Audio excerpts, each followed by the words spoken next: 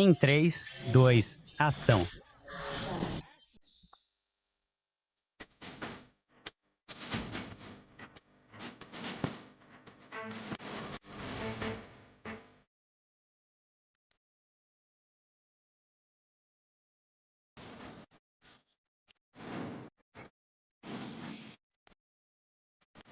Isso mostra a grande apostasia que se infiltrou na igreja. E então, por fim, o grande avivamento através da grande reforma. Esta é uma batalha de vida ou morte. Não é apenas algo que está acontecendo nas alucinações de um profeta. Essas coisas se desenrolam na história real.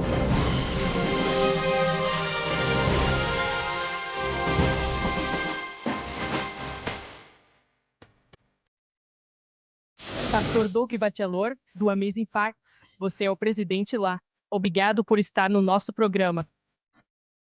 Antes de mergulharmos nesse tema, Apocalipse, a noiva, a besta e Babilônia, que o seu ministério produziu, o que é o Amazing Facts?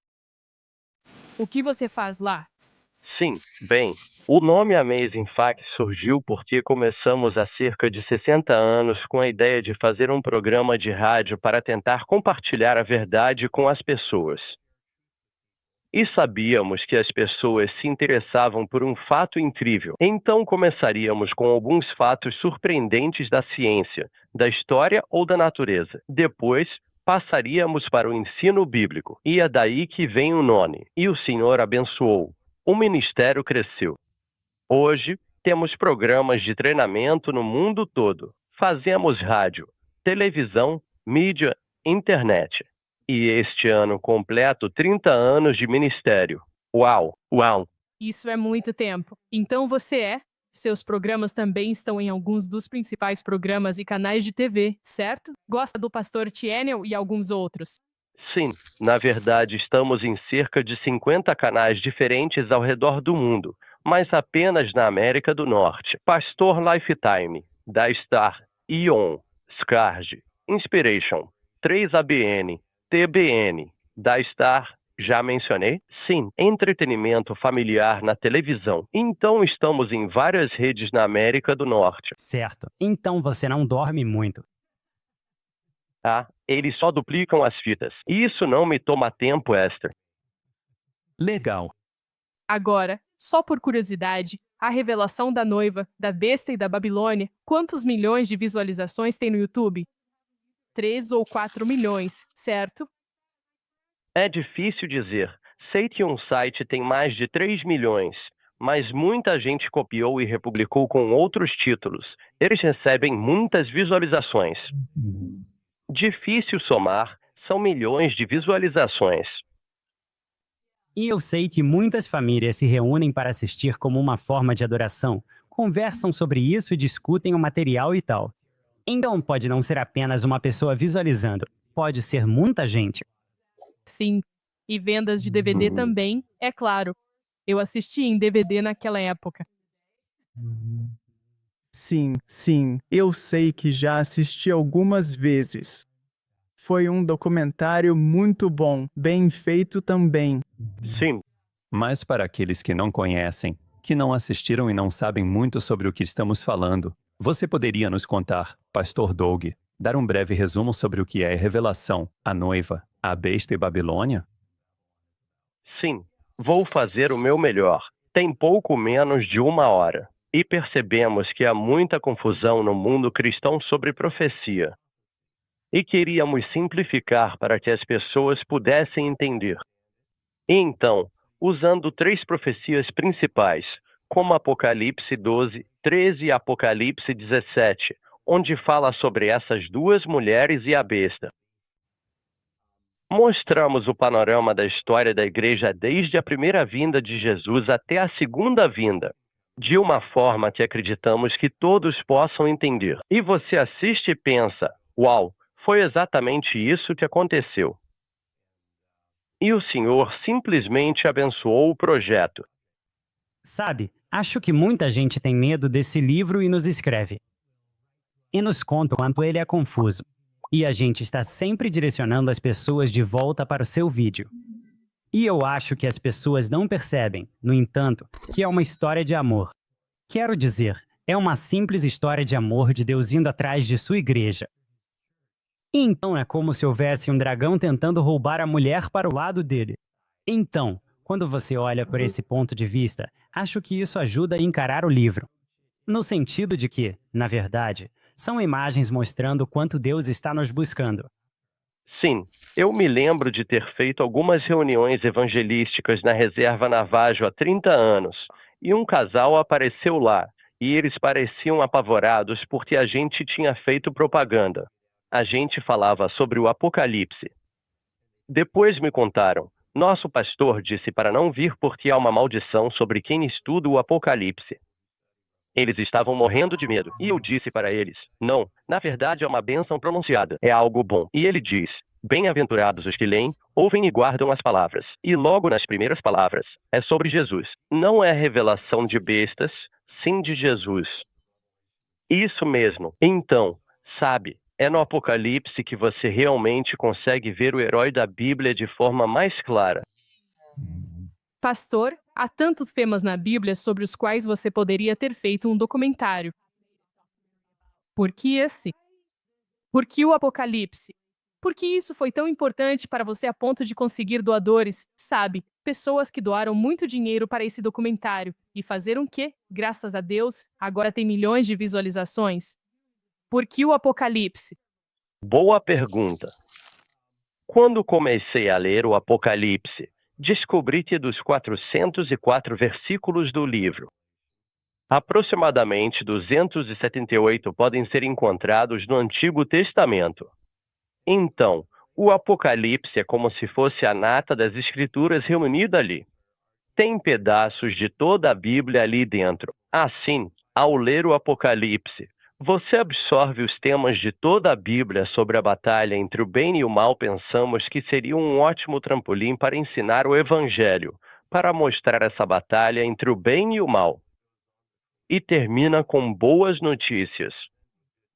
Acho que é uma maneira legal de apresentar a revelação, porque, como você mencionou, pastor, algumas pessoas têm medo de estudá-la. Aí está a maldição, ou algumas pessoas acham que é difícil de entender e ouvi outras pessoas dizendo que é mais um livro poético, certo? Mas esse documentário meio que ressalta a importância de não ser apenas poético, mas se aplicar a nós agora, certo? E sei que há outros documentários que a Amazing Facts também fez, como Cosmic Conflict. Acho que esse foi outro que foi muito bem feito, falando sobre a criação do mundo, depois a guerra no céu, também mencionada em Apocalipse 12. Certo. E sim, acho que foi muito legal atacar essa questão. Isso é algo que precisamos estudar hoje. Profecia é um ótimo ponto de partida, porque é tipo, quão impossível seria adivinhar o futuro? Quero dizer, isso simplesmente não acontece. Não tem como você saber quem vai estar no topo e, sabe, talvez nem daqui a 10 anos. Então, acho que quando você conquista a confiança deles com isso, os corações se abrem e eles vão ouvir. Atualmente estou estudando Daniel 8 e 9. Sabe, já ouvi isso tantas vezes em seminários de profecia e estudei isso anos atrás, mas quis revisitar verso por verso. E é impressionante como essa profecia dos 2.300 dias no total, e há diferentes segmentos de todas as profecias de tempo no meio. Como você pode ver, se errar apenas uma data, tudo desmorona. Então, é como se não houvesse como. Se tudo se cumpre, você precisa ter cada data absolutamente correta. E toda a profecia do tempo aponta para Jesus, para a vinda dele. E também, sabe, para o nosso tempo hoje e como deveríamos viver atualmente. E até mesmo para o ministério de Jesus no céu agora. É fenomenal, e eu acho que isso só fortalece a sua fé. E Daniel anda de mãos dadas com o Apocalipse. Então, pastor, como é? Qual é a chave para desvendar isso? Como você consegue enxergar e descobrir essas coisas? Para os nossos telespectadores que, sabe, podem achar que Apocalipse é um livro meio assustador? Tipo, como é que você está desvendando? O que ele realmente está dizendo ou querendo dizer? Sim, outra boa pergunta. Bem, antes de tudo, eu não tenho, sabe, nenhum tipo de habilidade mágica de interpretação. Eu estou apoiado nos ombros de grandes estudiosos protestantes que analisaram os paralelos na Bíblia. E profecia não é tão difícil assim. Primeiramente, Deus quer que a gente entenda a profecia. Deixa eu dizer isso. Sabe, o próprio nome Apocalipse significa revelação. Então a ideia de que é um mistério não era para entendermos, mas Jesus nos disse para lermos. E há uma bênção nisso. Ele não disse que você vai entender tudo em um dia, mas ele quer que a gente entenda. Por quê? Se não, por que dizer isso? A primeira coisa que Jesus faz quando ressuscita dos mortos é aparecer para 2 discípulos no caminho de Emaús. Isso está em Lucas 24, e diz: começando por Moisés e por todos os profetas, ele explicou para eles, em todas as Escrituras, as coisas a respeito de si mesmo. Então, o primeiro sermão que Jesus faz quando ressuscita dos mortos é explicando a profecia bíblica. E depois, ele se reúne no cenáculo e explica as profecias. E Paulo, a igreja primitiva, quando ele ia de uma sinagoga para outra, conversando com os judeus, ele mostrava para eles, através das profecias, que Jesus era o Messias. Então, o potencial de conversão da profecia é enorme. Esse é um dos motivos. Mas quanto ao que o simbolismo significava, por exemplo, veja, temos 2 mulheres de destaque em Apocalipse. Tem uma em Apocalipse 12, uma mulher pura, vestida de luz, e o dragão está irado contra ela. Bem, o que isso significa? Bem, Jesus disse à igreja: vocês são a luz do mundo. E a Bíblia diz que a igreja é a noiva de Cristo. Maridos, amem suas esposas como Cristo ama a igreja. Então, uma mulher pode representar a igreja, mas então, em Apocalipse 17, você tem uma igreja infiel que está cometendo adultério. Isso descreve o que aconteceu com o povo de Deus muitas vezes no Antigo Testamento, quando voltaram para a idolatria. Aconteceu com a igreja depois de Cristo. Durante a era da Igreja Católica Romana, eles caíram na adoração dos ídolos romanos. E uma mulher. E então nos é dito quem é o dragão. Diz que o dragão, a serpente e o diabo são a mesma coisa. Não há como confundir quem ele é. Então, o Apocalipse meio que nos dá as chaves. O dragão quer destruir a mulher de luz. E a mulher em Apocalipse 17 está montada no dragão. Eles estão em cooperação. Então você começa a dar explicações de bom senso. E pode usar o Antigo Testamento para mostrar o que são os símbolos e as luzes começam a se acender e você diz: uau, tudo faz sentido. Então, para decifrar este enigma visual, você só precisa preencher os símbolos e as cores correspondentes. Por assim dizer, ao seguir cuidadosamente os números indicados, você consegue entender o que esses diferentes símbolos realmente significam e como eles se conectam. E, de forma fascinante, toda essa composição conta uma história detalhada sobre uma batalha épica e seus desdobramentos. É exatamente isso que a imagem ou o diagrama está transmitindo de maneira tão engenhosa. Bem, você sabe, se você olhar na internet, vai ver que na verdade existe 1 ou 2 vídeos no YouTube ou sites dedicados a dizer. É por isso que Amazing Facts e o Noiva, a Besta e Babilônia estão todos errados.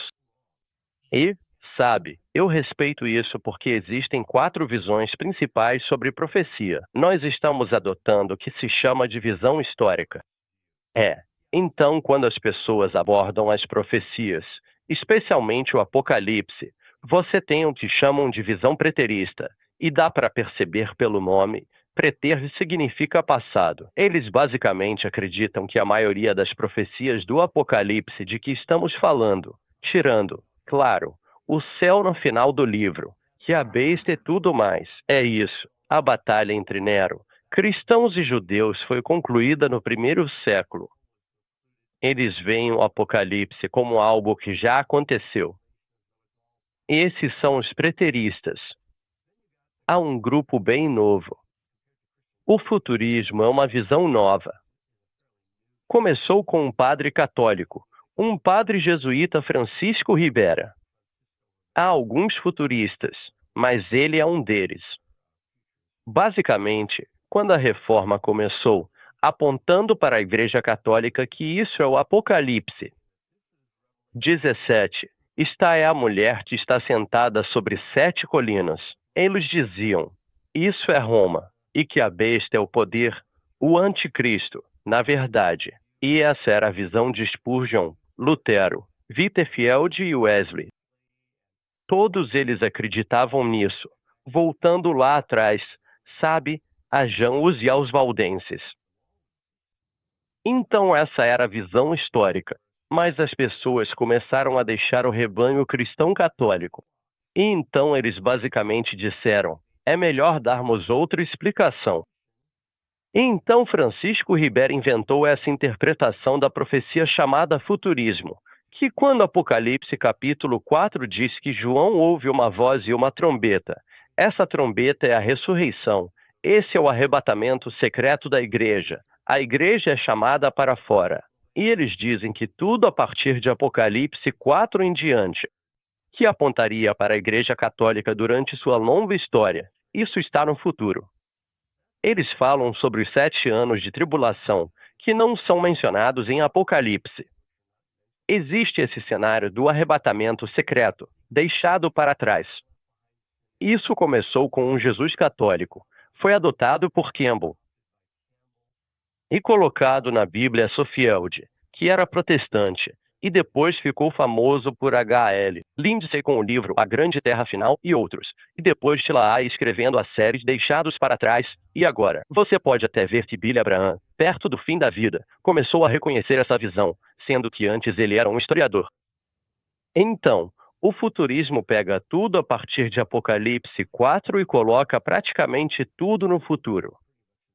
Mas a visão que realmente se sustenta melhor seria o historicismo. Jesus disse, as coisas que estou lhes dizendo, elas começarão a acontecer.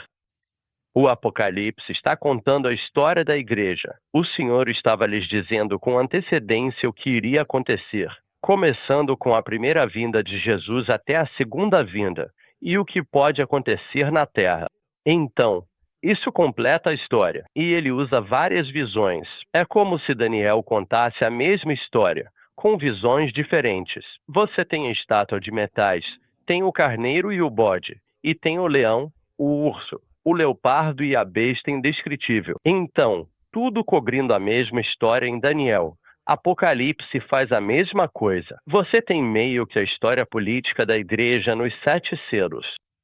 Você tem a história religiosa da igreja nas 7 igrejas, Apocalipse 2 e 3, e você tem a história militar nos 7 trombetas. E assim, Deus está apenas dando esse panorama da história da igreja, e isso funciona, faz sentido, se encaixa, mas, obviamente, pessoas que acreditam no preterismo e no futurismo vão se sentir ameaçadas por isso, então vão tentar desacreditar, o que já era esperado. E devo dizer, para ser justo, existe uma quarta visão, chamada idealismo. São pessoas que dizem, o Apocalipse foi escrito com lições espirituais para todos. Eles não tentam relacionar isso a nenhum momento específico da história, apenas dizem que fala sobre as lições morais do bem e do mal.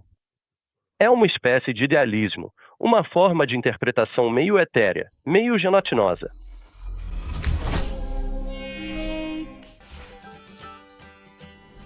E inscreva-se no Little Studios em espanhol, e também confira conteúdos exclusivos para o nosso público latino. Se você quiser aprender espanhol, uma ótima maneira é assistir aos nossos vídeos para praticar.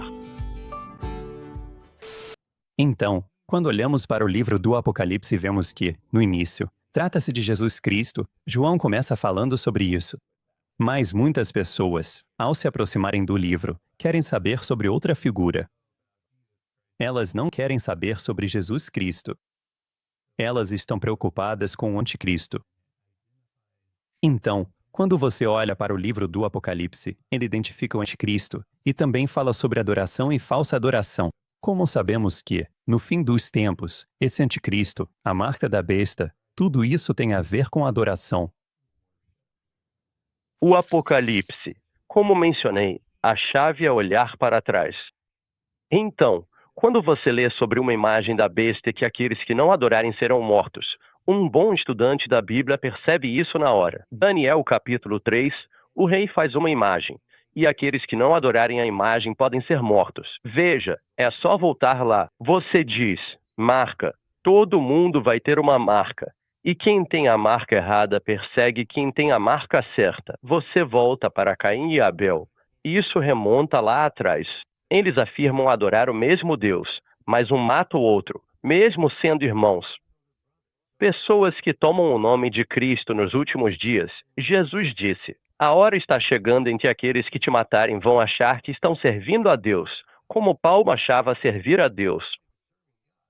Então, isso está nos dizendo que a mesma velha história vai se repetir nos últimos dias. Mas Jesus é o tema central. Os últimos livros e os últimos versículos da Bíblia dizem Amém. Vem, Senhor Jesus. Você sabe. Então começa a revelação de Jesus. É Ele quem está montado no cavalo branco. Ele é o Rei dos Reis. Ele é a palavra de Deus. Ele é o Cordeiro morto no meio do trono.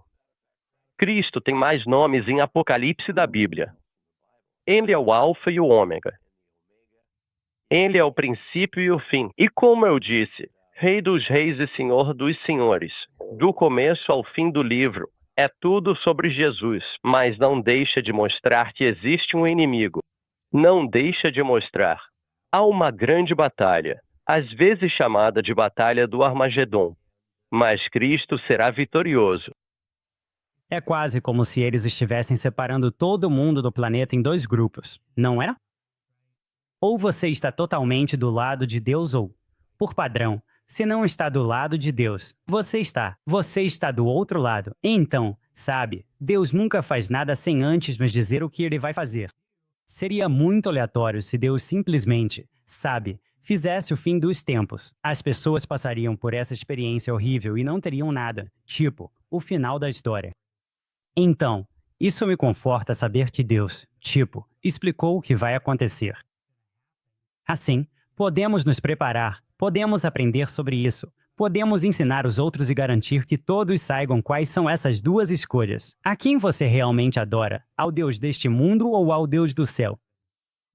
E com todos esses termos em Apocalipse, você sabe, quando as pessoas pensam em Apocalipse, eu acho que 4 coisas principalmente apontam, se destacam para a pessoa comum que não leu o livro. Eles acham que a revelação é sobre o fim do mundo. Você recebeu a marca da besta. Você tem o famoso número de homens, também conhecido como os 666 e o anticristo, certo? Todas coisas. É nisso que eles se concentram. É nisso que eles se concentram em filmes e mídia. Você tem um filme chamado Armageddon? Muitos filmes sobre o fim do mundo. A marca da besta é o chip, a vacina. O que é, certo? Então, o que é tudo isso? É como se houvesse todas essas falsificações que o diabo cria por aí sobre os diferentes significados dessas coisas no Apocalipse. Como isso afeta as pessoas, impedindo-as de realmente entender o real significado do que é o anticristo? O que é a marca da besta? O que é o Armagedon?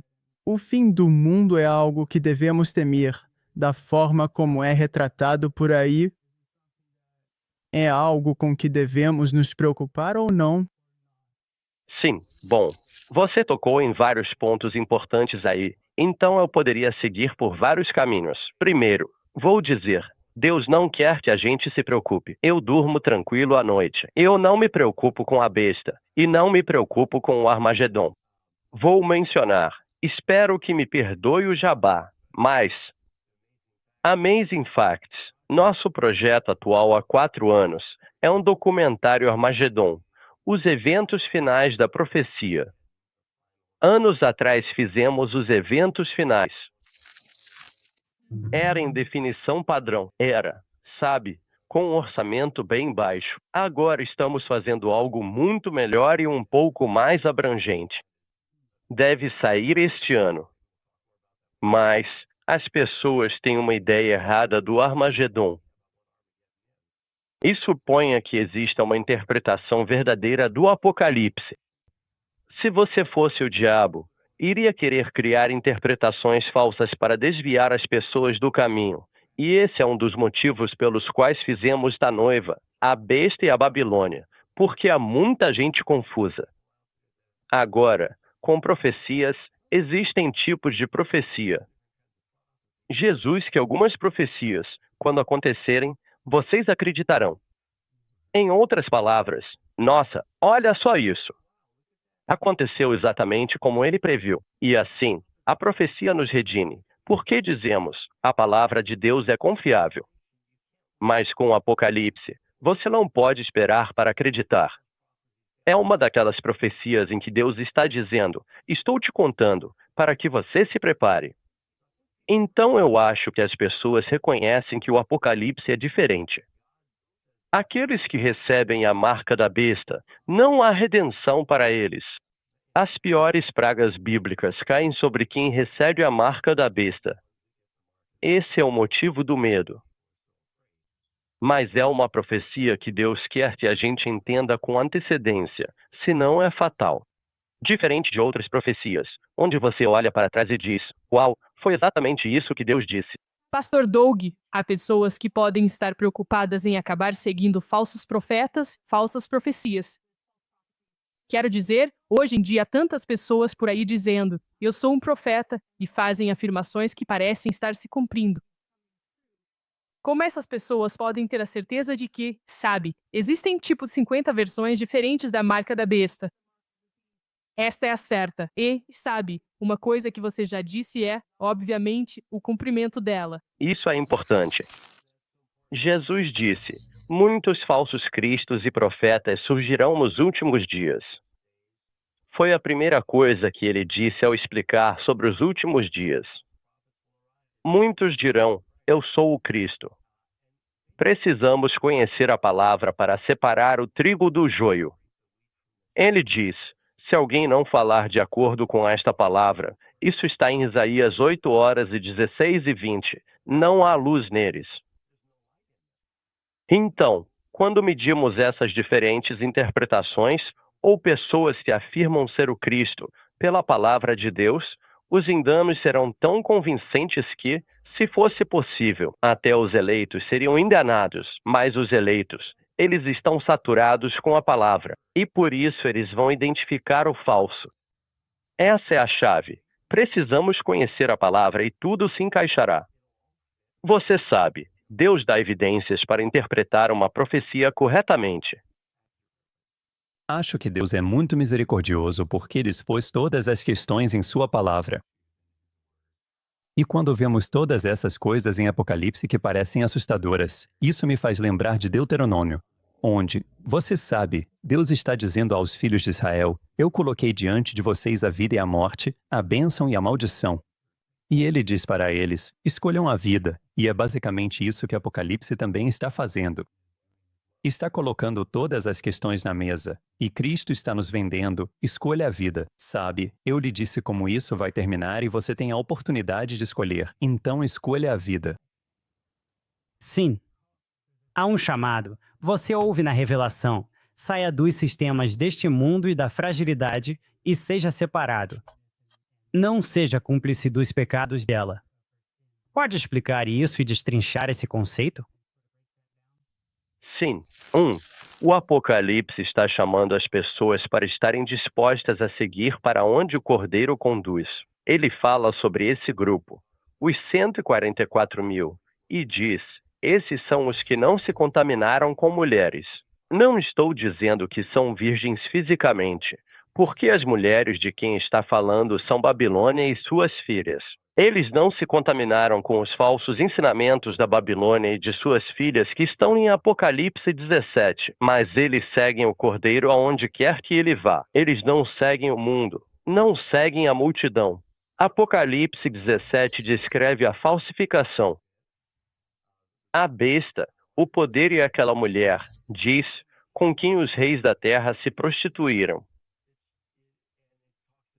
E fala aqui, quando as pragas vierem, Babilônia estará tão preocupada com a perda material de riquezas, todo o ouro e a prata, as pérolas e as almas dos homens. Então, basicamente está dizendo que aqueles que seguem Cristo não estão seguindo os tesouros do mundo. Eles não seguem os ídolos do mundo. Eles seguem Cristo. E eles seguem o Cordeiro, que é um caminho de autossacrifício. Eles não amam as suas vidas, nem mesmo até a morte. Amém. Sabe? É como se eles estivessem completamente entregues a Cristo. E não importa o que aconteça, você não pode, sabe, tirar a alma deles. Você pode tirar o corpo deles, mas, sabe, eles são tão dedicados a Deus assim. Eu estava justamente lendo Hebreus 11, que fala sobre todas essas pessoas que foram, torturadas. Sabe, eles estavam nas cavernas. Que é o quê? Apocalipse, a besta na Babilônia, fala também, durante os tempos romanos, sobre como esses cristãos foram torturados e ficavam no subsolo, em seus próprios sistemas de túneis e tal. E quero dizer, eles passaram por tudo. E aí, termina dizendo que eles estão descansando até Jesus voltar, e quando ele voltar, eles terão o melhor futuro, a esperança da glória que sempre tiveram. Como você disse, eles não amaram suas vidas até a morte. E isso é algo para o qual precisamos estar preparados e preparados também. Quando essa marca da besta chegar e a batalha final acontecer, diremos, você pode, sabe, tirar isso, e não importa. Prefiro morrer pelo Senhor, sabendo que haverá uma ressurreição através da vida eterna. Sim. Deus pediu ao seu povo que fosse fiel e deixasse os resultados com ele, essencialmente. Sim. Por que sempre se fala sobre a Babilônia? Babilônia não existe mais. Então, por que o Apocalipse apontando as pessoas de volta para a Babilônia? Sim, boa pergunta. E esse é outro ponto em que voltar à Bíblia nos dá muito contexto. Como você sabe, tem o Nimrod, que era basicamente o caçador poderoso contra Deus. Ele era meio que um rebelde, um dos primeiros reis. Ele constrói o primeiro reino de Babel. E depois, mais tarde, você chega em Gênesis 11, eles têm a Torre de Babel. Deus disse para se espalharem e encherem a terra, e eles se recusaram a fazer isso. E ele diz que nunca mais vai inundar o mundo. E eles meio que pensam, bom, caso não possamos confiar nele, é melhor construirmos uma torre que chegue até o céu. É como se dissessem, vamos conquistar o céu com nosso próprio esforço. Babilônia se torna um símbolo de... E então diz, façamos um nome para nós mesmos. Não para Deus, mas para nós mesmos. Então, Babilônia é o ápice da religião feita pelo homem, da salvação feita pelo homem. E isso é um contraste que, ao longo da Bíblia, se faz com Jerusalém. Você vê, havia uma pequena cidade chamada Salém, onde Melquisedeque era o rei, e havia Babel, onde estava Nimrod. E desses dois símbolos, eles crescem e se tornam Jerusalém e Babilônia. Babilônia conquista Jerusalém e, você sabe, em certo momento, os embaixadores da Babilônia vêm até Ezequias e, ao invés de glorificar a Deus, ele glorifica a si mesmo. E Deus diz, tudo que você tem vai para a Babilônia. Babilônia também é a Mesopotâmia. E só lembre-se disso. Abraão saiu da Mesopotâmia. Abraão trouxe sua esposa da Babilônia para a terra prometida. Depois você tem o outro patriarca, Isaque. Deus diz a Abraão, não deixe que ele se case com uma moça local. Ele manda seu servo de volta à Mesopotâmia para trazer uma noiva, Rebeca, da Babilônia para a terra prometida.